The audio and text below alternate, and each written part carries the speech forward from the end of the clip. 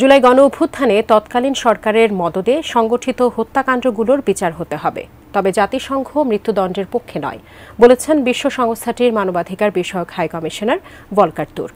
সন্ধ্যায় সুইজারল্যান্ডের জেনেভায় জুলাই অভ্যুত্থানের সময় মানবাধিকার লঙ্ঘন ও নির্যাতনের তথ্যানুসন্ধান প্রতিবেদন উপস্থাপনের সময় তিনি এই দাবি করেন।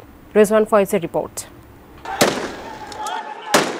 বুধবার বাংলাদেশ সময় সন্ধ্যা ৬টায় সুইজারল্যান্ডের জেনেভায় মানবাধিকার কাউন্সিলের ৫৮তম অধিবেশনে জুলাই অভ্যুত্থানের উপর জাতিসংঘের মানবাধিকার বিষয়ক কমিশনের প্রতিবেদন উপস্থাপন করেন জাতিসংঘের মানবাধিকার বিষয়ক হাই কমিশনার ভলকার তুর্ক। এ সময় সদস্য রাষ্ট্রগুলোর কাছে তুলে ধরা প্রতিবেদনে তুর্ক বলেন, ছাত্র জনতার বিক্ষোভ দমাতে শেখ হাসিনা সহ সরকারের ঊর্ধ্বতন কর্মকর্তারা এবং সরকারের সমর্থকরা গুরুতর মানবাধিকার লঙ্ঘন করেছিলেন।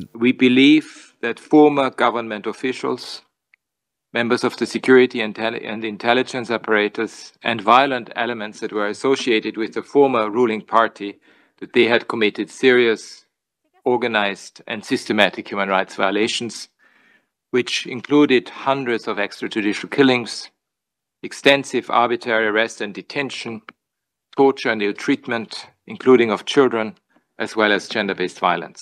সরকারের পতনের পর দেশের কোথাও কোথাও বিগত সরকারের সমর্থক, আইন শৃঙ্খলা বাহিনীর সদস্য এবং কোনো কোনো ক্ষেত্রে সংখ্যালঘুদের উপর প্রতিশোধমূলক হামলার ঘটনাও ঘটেছে বলে জানান জাতিসংঘের মানবাধিকার বিষয়ক high commissioner. We also, after the protests were over, we documented serious revenge acts by private individuals against supporters of the former ruling party, police officers, and in some cases minorities and distinct religious groups. জেনেক্সে shift করো, লাইফকে lift করো।